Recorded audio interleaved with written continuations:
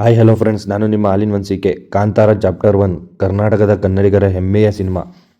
ಇದೇನಪ್ಪ ಇವನು ಯಾವಾಗಲೂ ಕನ್ನಡ ಸಿನಿಮಾ ಅಂತ ಬರೀ ಸಿನಿಮಾ ಬಗ್ಗೆ ಪಾಸಿಟಿವ್ ತುಂಬ್ತಾನೆ ಅಂತ ಅಂದ್ಕೋಬೇಡಿ. ಕನ್ನಡ ಸಿನಿಮಾಗಳನ್ನ ಹೊಗಳೋದ್ರಿಂದ ನನಗೆ ಯಾವುದು ಏನೂ ಬರಲ್ಲ. ಒಂದು ಸಿನಿಮಾ ಮಾಡೋರ ಕಷ್ಟ ಏನು ಅಂತ ನನಗೆ ಗೊತ್ತಿದೆ. ಅದಕ್ಕೆ ಆದರೂ ಯಾವುದೇ ಸಿನಿಮಾ ಆಗಲಿ ಬರೀ ಪಾಸಿಟಿವ್ನ ಜಾಸ್ತಿಯಾಗಿ ಹೇಳ್ತೀನಿ ಅಷ್ಟೇ. ಅದನ್ನು ಬಿಟ್ಟರೆ ಕಾಂತಾರ ಚಾಪ್ಟರ್ 1 ಸಿನಿಮಾದಲ್ಲಿ ಒಂದು ನೆಗೆಟಿವ್ ಕೂಡ ಇದೆ. ಅದು ಏನು ಅಂತ ಲಾಸ್ಟಲ್ಲಿ ಹೇಳ್ತೀನಿ. ದಯವಿಟ್ಟು ನನ್ನ ರಿವ್ಯೂಸ್ ಇಷ್ಟವಾದರೆ ಮಾತ್ರ ಸಬ್ಸ್ಕ್ರೈಬ್ ಮಾಡಿ, ಲೈಕ್ ಮಾಡಿ, ಸಪೋರ್ಟ್ ಮಾಡಿ ಅಂತ ಹೇಳ್ತಾ ಇವಾಗ ಕಾಂತಾರ ಅನ್ನೋ ದಂತಕತೆ ಬಗ್ಗೆ ಮಾತಾಡೋಣ ಬನ್ನಿ. ಇದೊಂದು ಕದಂಬರ ಕಾಲದ ಒಂದು ಕತೆ. ಸಿನಿಮಾದಲ್ಲಿ ಹೇಳಿದ್ದನ್ನು ಕೇಳಿದ್ದೆ, ಅಂದರೆ ಟ್ರೈಲರ್ನಲ್ಲಿ ಸ್ವಲ್ಪ ಮಟ್ಟಿಗೆ ಒಂದು ಸ್ವಲ್ಪ ಕೇಳ್ಕೊಂಡಿದ್ದೆ. ಅದೊಂದು ಕದಂಬರ ಕತೆ ಏನೋ ಕದಂಬರ ಕಾಲದ್ದು ಒಂದು ಸಣ್ಣ ಕತೆ ಅದನ್ನು ಅದ್ರ ಬಗ್ಗೆ ಸ್ವಲ್ಪ ಸಣ್ಣದಾಗಿ ಎಕ್ಸ್ಪ್ಲೈನ್ ಮಾಡ್ಬೋದು. ಅದನ್ನು ಬಿಟ್ಟರೆ ಕಾಂತಾರ ಅನ್ನೋದೊಂದು ದೈವದ ಕತೆ ಇರುತ್ತೆ ಅಂತ ಅಂದ್ಕೊಂಡು ಹೋಗಿದ್ದಂತೂ ನಿಜಕ್ಕೂ ಸತ್ಯ. ಆದರೆ ಸಿನಿಮಾಗೆ ಹೋಗಿದ್ದು ಸ್ಟಾರ್ಟಿಂಗಲ್ಲಿ ಒಂದು 20 ನಿಮಿಷ ಇದು ಪಕ್ಕ ಏನೋ ಬೋರ್ ಹೊಡೆಯೋ ಕತೆ. ನಮ್ಮ ರಿಷಬ್ ಶೆಟ್ರು ಏನೋ ಮಾಡೋಕ್ಕೆ ಹೋಗಿ ಏನೋ ಮಾಡವ್ರೆ ಅಂದ್ಕೊಂಡೆ. ಆದರೆ 20 ನಿಮಿಷ ಆದಮೇಲೆ ಹರಿಕತೆ ಅನಿಸಿದ ಕತೆ ಆಗುತ್ತೆ ಗುರು, ದಂತಕತೆ ಆಗುತ್ತೆ. ನಿಜಕ್ಕೂ ಇದು ಯಪ್ಪ ಹೇಗೆ ಹೇಳೋದು, ಏನು ಹೇಳೋದು ಅಂತಲೇ ಮಾತುಗಳೇ ಬರ್ತಿಲ್ಲ ಗುರು. ನಮ್ಮ ಕನ್ನಡಿಗರ ಹೆಮ್ಮೆಯ ಸಿನಿಮಾ ಅಷ್ಟನ್ನು ಮಾತ್ರ ಹೇಳ್ಬೋದು ಗುರು. ವರ್ಲ್ಡಲ್ಲೇ ರೆಕಾರ್ಡ್ ಮಾಡೋ ಅಂಥ ದೊಡ್ಡ ಸಿನಿಮಾ ಅಂತೂ 100ಗೆ 200% ಸತ್ಯ ಅಂತ ನನಗೆ ಸಿನಿಮಾ ನೋಡಿ ಅನಿಸಿದ್ದು. ಅದನ್ನು ಬಿಟ್ಟರೆ ನಮ್ಮ ರಿಷಬ್ ಶೆಟ್ರಿಗೆ ನ್ಯಾಷನಲ್ ಅಲ್ಲ ಇಂಟರ್ನ್ಯಾಷನಲ್ ಅವಾರ್ಡ್ ಕೊಟ್ಟರು ಅದು ಕಡಿಮೆನೇ ಗುರು. ನಿಜವಾಗ್ಲೂ ಇದು ದೊಡ್ಡ ಸಿನಿಮಾ, ದೊಡ್ಡ ಹೆಸರು ಮಾಡಿದ ಸಿನಿಮಾ, ಕನ್ನಡ ಸಿನಿಮಾ ಅಂತ ನಾನು ಈ ಸಿನಿಮಾ ಬಗ್ಗೆ ಹೊಗಳುತ್ತಿಲ್ಲ. ನಾನೇ ಈ ಸಿನಿಮಾನ ಏನು ಎಕ್ಸ್ಪೆಕ್ಟೇಷನ್ ಇಟ್ಕೊಂಡು ಹೋಗಿದ್ದೆ ಅದಕ್ಕೂ ಡಬ್ಬಲ್ ಮೀರ್ಸಿರೋ ಥರ ಇದೆ ಗುರು. ಯಾರು ಏನೇ ಅನ್ಕೋಬೋದು, ಈ ಸಿನಿಮಾ ಹೇಗೆ ಹೆಸರು ಮಾಡಿತ್ತು ಅದಕ್ಕೂ ಡಬಲ್ ಗಳಿಸೋದ್ರಲ್ಲಂತೂ ಮಿಸ್ಸೇ ಇಲ್ಲ. ಇನ್ನು ಸಿನಿಮಾದಲ್ಲಿ ಏನೇನು ವಿಚಾರ ತೋರಿಸಿದ್ದಾರೆ ಅಂದರೆ ಮುಖ್ಯವಾಗಿ ದೈವ, ಅದರಲ್ಲೂ ಈಶ್ವರ ಅನ್ನೋ ಒಂದು ಬ್ರ್ಯಾಂಡ್ ಇದೆಯಲ್ಲ, ಅದನ್ನು ಸಿನಿಮಾದಲ್ಲಿ ನೋಡಿದ್ರೆ ನಿಮಗೆ ಅರ್ಥ ಆಗುತ್ತೆ. ಆ ಬ್ರ್ಯಾಂಡ್ ವ್ಯಾಲ್ಯೂ ಏನಾಗುತ್ತೆ, ಆ ಬ್ರ್ಯಾಂಡ್ ಅಂದರೆ ಏನು ಅಂತ ಸಿನಿಮಾನ ನೋಡಿದ್ರೆ ನಿಮಗೆ ಅರ್ಥ ಆಗುತ್ತೆ. ಅದನ್ನು ಬಿಟ್ಟರೆ ಇನ್ನು ಪ್ರೀತಿ, ಅಲ್ಲಲ್ಲೇ ಬರೋ ಕಾಮಿಡಿ, ಕದಂಬರ ಕಾಲದ ಕಾಡಿನ ಜನರ ಪರಿಸ್ಥಿತಿ, ಹೀಗೆ ಪ್ರತಿಯೊಂದು ಇದೇನಪ್ಪ ಪ್ರೀತಿ ಅಂತಲೇ, ಕದಂಬರ ಕಾಲದ್ದು ಅಂತಲೇ, ಕಾಮಿಡಿ ಅಂತಲೇ ಏನೇನೋ ಹೇಳ್ತಾನೆ. ಇದು ಕಾಂತಾರ ಅಂದರೆ ಒಂದು ದೈವದ ಬಗ್ಗೆ ಎಕ್ಸ್ಪ್ಲೈನ್ ಮಾಡಿರೋ ಸಿನಿಮಾ ಅಂತ ನೀವು ಅನ್ಕೋಬೋದು. ನಿಜಕ್ಕೂ ಇದೆಲ್ಲ ಅದಕ್ಕೂ ಮೀರಿದ ಸಿನಿಮಾ. ಪ್ರತಿಯೊಂದು ವಿಚಾರದಲ್ಲೂ ಇದೆ. ಈಗ ಒಂದು ನಂಬಿಕೆ ದ್ರೋಹ ಅಂದರೆ ಏನು ಅದನ್ನೂ ಎಕ್ಸ್ಪ್ಲೈನ್ ಮಾಡಿದ್ದಾರೆ. ಅಂದರೆ ಒಂದು ಯುದ್ಧ, ಒಂದು ಮಹಾಯುದ್ಧನೇ ನಡೀತದೇನೋ ಅನ್ನೋ ಥರನೂ ಇದೆ. ಇದನ್ನೆಲ್ಲ ನೀವು ಸಿನಿಮಾಗೆ ಹೋಗಿ ನೋಡಿದ್ರಂತೂ ನಿಜವಾಗ್ಲೂ ನಿಮಗೆ ಅರ್ಥ ಆಗುತ್ತೆ. ಸಿನಿಮಾ ಬಗ್ಗೆ ಏನು ಇವನು ಇಷ್ಟೊಂದು ಬುಲ್ಡೆ ಬಿಡ್ತಿದ್ದ, ಅದೆಲ್ಲ ನಿಜನಾ ಸುಳ್ಳ ಅನ್ನೋದನ್ನ ನೀವು ಸಿನಿಮಾಗೆ ಹೋಗಿ ನೋಡಿದ್ರಂತೂ 100ಗೆ 200% ಗೊತ್ತಾಗುತ್ತೆ ಅಂತ ನನ್ನ ಒಪಿನಿಯನ್ನು. ಇದು ನಾನು ಸಿನಿಮಾ ನೋಡಿ ನನ್ನ ಒಪಿನಿಯನ್ನ ನಾನು ಹೇಳ್ಕೊತಾ ಇದ್ದೀನಿ.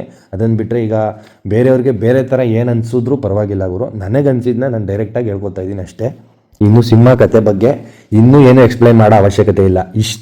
ಈ ವಿಚಾರಗಳನ್ನ ಹೇಗೆ ತೋರಿಸಿದ್ದಾರೆ ಅಂತ ಸಿನಿಮಾಗೆ ಹೋಗಿ ನೋಡಿದ್ರೆ ನಿಮಗೆ ಅರ್ಥ ಆಗುತ್ತೆ. ಅದನ್ನು ಬಿಟ್ಟರೆ ಇನ್ನು ಮುಖ್ಯವಾಗಿ ಪರ್ಫಾರ್ಮೆನ್ಸ್ಗೆ ಬಂದರೆ ಅಂತ ಅತಿ ಮುಖ್ಯವಾಗಿ ನನಗಂತೂ ತುಂಬಾ ಇಷ್ಟ ಆಗಿದ್ದು ಅಂದರೆ ರಿಷಬ್ ಶೆಟ್ರವರ ಆ್ಯಕ್ಟಿಂಗು. ಅವರು ಏನು ಈಗ ಯಾವುದೋ ಇಂಟರ್ವ್ಯೂಗಳಲ್ಲಿ ಹೇಳ್ಕೊಂಡಿದ್ರು, ನಾನು 2-3 ಬಾರಿ ಸತ್ತೋಗ್ಬೇಕಾಯ್ತು ಈ ಸಿನಿಮಾಗೆ ಕಷ್ಟಪಡುವಾಗ ಅಂತ. ಅದಕ್ಕೆ ಅದು ಏನಕ್ಕೆ ಮಾಡಿದ್ದಾರೆ, ಅದು ಎಷ್ಟು ಕಷ್ಟಪಟ್ಟಿದ್ದಾರೆ ಅಂತ ಸಿನಿಮಾನ ನೋಡಿದ್ರಂತೂ ತುಂಬ ಅದ್ಭುತವಾಗಿದೆ. ಸುಮ್ಮನೆ ಬೊಗಳೆ ಬಿಡ್ತಾನೆ ಅಂತ ನಿಜವಾಗ್ಲೂ ಏನು ಅಂದ್ಕೊಂಡ್ರೂ ಪರವಾಗಿಲ್ಲ. ನನ್ನ ಒಪಿನಿಯನ್ನ ನನಗನ್ಸಿದ್ದನ್ನ ನಾನು ಡೈರೆಕ್ಟಾಗಿ ಹೇಳ್ಕೊತಾ ಇದ್ದೀನಿ. ಸೊ ಆದ್ದರಿಂದ ಇನ್ನು ರಿಷಬ್ ಶೆಟ್ಟಿ ಆ್ಯಕ್ಟಿಂಗ್ ಬಗ್ಗೆ 2,1000 ಮಾತು ಯಾರ ಬಾಯಲ್ಲೂ ಬರೋಂಗೇ ಇಲ್ಲ ಬಿಡಿ, ಅಷ್ಟು ತುಂಬ ಅದ್ಭುತವಾಗಿ ಮಾಡಿದ್ದಾರೆ. ಅದನ್ನು ಬಿಟ್ಟರೆ ಇನ್ನು ಹೀರೋಯಿನ್ ರುಕ್ಮಿಣಿ ವಸಂತ್ ಅವರು ನಿಜವಾಗ ಟ್ರೈಲರ್ ನೋಡಿ ಕೆಲವ್ರು ಹೇಳ್ತಾಯಿದ್ರು ಅವರು ನ್ಯಾಷನಲ್ ಕ್ರಶ್ ಆಯ್ತಾರೆ ಆಗೋದ್ರಲ್ಲಿ ಹೇಳಿ ಮಾತಿಲ್ಲ ಅಂತ. ನ್ಯಾಷನಲ್ ಅಲ್ಲ ಇಂಟರ್ನ್ಯಾಷನಲ್ ಆ್ಯಕ್ಟರ್ ಆಗೋದ್ರಲ್ಲಂತೂ, ದೊಡ್ಡ ಸ್ಟಾರ್ ಆಗೋದ್ರಲ್ಲಂತೂ 2 ಮಾತೇ ಇಲ್ಲ ಅಂತ ನನಗನ್ಸುತ್ತು. ಇನ್ನು ಅದನ್ನು ಬಿಟ್ಟರೆ ಜೈರಾಮು, ಗುಲ್ಶನ್ ದೇವಯ್ಯ ಅನ್ನೋರು, ಅವರು ನನಗೆ ಸ್ವಲ್ಪ ಅಷ್ಟಾಗಿ ಜಾಸ್ತಿ ಅವ್ರ ಹೆಸರುಗಳು ಉಚ್ಚಾರಣೆ ಬರಲ್ಲ. ಸೊ ಅದನ್ನು ಬಿಟ್ಟರೆ ಪ್ರಮೋದ್ ಶೆಟ್ಟಿ, ಅಚ್ಯುತ್ ಕುಮಾರು ಇತ್ಯಾದಿ ಇವರೆಲ್ಲರೂ ಪ್ರತಿಯೊಬ್ಬರು, ಇವರು ಇಷ್ಟೇ ಜನ ಅಂತ ಇಲ್ಲ, ಇನ್ನೂ ತುಂಬ ಜನ ಈ ಫಿಲಮ್ಗೆ ಬ್ಯಾಕಲ್ಲಿ ತುಂಬ ಜನ ಸಪೋರ್ಟ್ ಮಾಡೋರೆ. ಪ್ರತಿಯೊಂದು ವಿಚಾರದಲ್ಲೂ ಈ ಸಿನಿಮಾ ಬಗ್ಗೆ ಹೇಳಬೇಕು ಅಂದರೆ ಬರೀ ಒಬ್ಬರು ಇಬ್ಬರಿಂದ ಅಂತೂ ಆಗಿರೋದಂತೂ ಸುಳ್ಳು. ಪ್ರತಿಯೊಬ್ಬರು ಎಫರ್ಟು ತುಂಬ ಅದ್ಭುತವಾಗಿದೆ. ಎಲ್ಲರೂ ತುಂಬ ಕಷ್ಟಪಟ್ಟು ಸಿನಿಮಾ ಮಾಡಿದ್ದಾರೆ ಅನ್ನೋದನ್ನ ಆ ಸಿನಿಮಾ ನೋಡ್ತಿದ್ರೇ ಗೊತ್ತಾಗ್ಬಿಡುತ್ತೆ. ಇನ್ನು screenplay, music, camera, editing ಯಾವುದಂದ್ರಲ್ಲೂ ನೆಗೆಟಿವ್ ಅಂತ ಒಂದು ಪಾಯಿಂಟ್ ಮಾಡಿನೂ ಹೇಳೋ ಅವಶ್ಯಕತೆನೇ ಇಲ್ಲ. ಅಷ್ಟು ತುಂಬ ಅದ್ಭುತವಾಗಿದೆ. ಅದನ್ನು ಬಿಟ್ಟರೆ ಏನೋ ನಾನು ಫಸ್ಟ್ ಹೇಳಿದೆ ಏನೋ ಲಾಸ್ಟಲ್ಲಿ ನೆಗೆಟಿವ್ ಹೇಳ್ತೀನಿ ಅಂತ. ಸಿನಿಮಾದಲ್ಲಿ ನೆಗೆಟಿವ್ ಅಂತ ಏನಿದೆ ಅಂದರೆ, ಸಿನಿಮಾಗೆ ಹೋಗೋರ ಟಿಕೆಟ್ ಪ್ರೈಸು ತುಂಬ ದುಬಾರಿಯಾಗಿದೆ. ಸೊ ನಮ್ಮ ಕನ್ನಡ ಸಿನಿಮಾಗಳು ಕನ್ನಡಿಗರಿಗಾದ್ರೂ ಟಿಕೆಟ್ ಪ್ರೈಸ್ನ ಅತಿ ಕಡಿಮೆ ಬೆಲೆಯಲ್ಲಿ ತೋರಿಸಿದ್ರೆ ತುಂಬ ಒಳ್ಳೆಯದು. ಯಾಕಂದರೆ ಇದರಲ್ಲೊಂದು ತುಂಬ ಮೆಸೇಜ್ಗಳಿವೆ. ಸೊ ಆದ್ದರಿಂದ ಅತಿ ಕಡಿಮೆ ಪ್ರೈಸಲ್ಲಿ ಈ ಸಿನಿಮಾನ ತೋರಿಸಿದ್ರೆ ನಿಜವಾಗ್ಲೂ ತುಂಬ ಈಗ ಬಡವರು ಅವ್ರಿಗೆಲ್ಲ ತಿಳಿಬೇಕಾಗಿರೋ ವಿಚಾರ ಈ ಸಿನಿಮಾದಿಂದ ತುಂಬ ಇದೆ. ಸೊ ಆದ್ದರಿಂದ ಆದ್ರೂ ಟಿಕೆಟ್ ಪ್ರೈಸ್ನ ಸ್ವಲ್ಪ ಕಡಿಮೆ ಮಾಡಿ ಬಡವರು ನೋಡೋ ಥರ ಮಾಡಿದ್ರೆ ಅದು ತುಂಬ ಒಳ್ಳೆಯದು. ಈ ಸಿನಿಮಾದಲ್ಲಿ ನೆಗೆಟಿವ್ ಅಂತ ಇರೋದು ಇದೇನೆ. ಅದನ್ನು ಬಿಟ್ಟರೆ ಇನ್ನೇನೇ ನೆಗೆಟಿವ್ ಇದದೆ ಅಂತ ನಾನು ಹೇಳಿದ್ರೆ ನಿಜವಾಗ್ಲೂ ನಾನೊಬ್ಬ ಕನ್ನಡಿಗ ಅಂತಲೇ ಹೇಳೋಂಗಿಲ್ಲ. ಕನ್ನಡಿಗ ಅಂತ ಅಲ್ಲ, ಒಬ್ಬ ಸಿನಿಮಾ ಪ್ರೇಮಿ ಅಂತಲೇ ಹೇಳೋಂಗಿಲ್ಲ. ಯಾಕಂದರೆ ಒಬ್ಬ ಸಿನಿಮಾ ಪ್ರೇಮಿಗೆ ಅಂತ ಅಲ್ಲ, ಪ್ರತಿಯೊಬ್ಬ ಮನುಷ್ಯನಿಗೂ ಏನೇನು ವಿಚಾರ ತಿಳಿಬೇಕು ಸಿನಿಮಾಯಿಂದ ಅದನ್ನೆಲ್ಲ ತೋರಿಸಿದ್ದಾರೆ. ಸಿನಿಮಾ ನೋಡ್ತಿದ್ರೆ ಒಂಥರ 3D ಸಿನಿಮಾ ನೋಡ್ದಂಗೆ ಆಗೋದು. ಏನೋ ಸಿನಿಮಾದಲ್ಲೇ ಹೋಗ್ಬಿಟ್ಟಿದ್ದೀವೇನೋ, ನಾವು ಆ ಸಿನಿಮಾದಲ್ಲಿ ಇದ್ದೀವೇನೋ ಅಂತ ಅನ್ಸೋದು.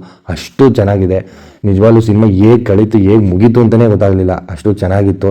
ಸೊ ನಾನು ಏನಾದರೂ ಸಿನಿಮಾ ನೋಡಿರೋ ಖುಷಿಲಿ ಏನಾದರೂ ಅತಿಯಾಗಿ ಮಾತಾಡ್ಬಿಟ್ಟಿದ್ರೆ ದಯವಿಟ್ಟು ಕ್ಷಮೆ ಇರಲಿ ಅಂತ ಹೇಳ್ತಾ, ಇನ್ನೂ ನನ್ನ ಚಾನಲ್ ಯಾರ್ಯಾರು ಸಬ್ಸ್ಕ್ರೈಬ್ ಮಾಡಿಲ್ಲ, ಲೈಕ್ ಮಾಡಿಲ್ಲ, ಶೇರ್ ಮಾಡಿಲ್ಲ, ದಯವಿಟ್ಟು ಮಾಡ್ಕೊಳ್ಳಿ.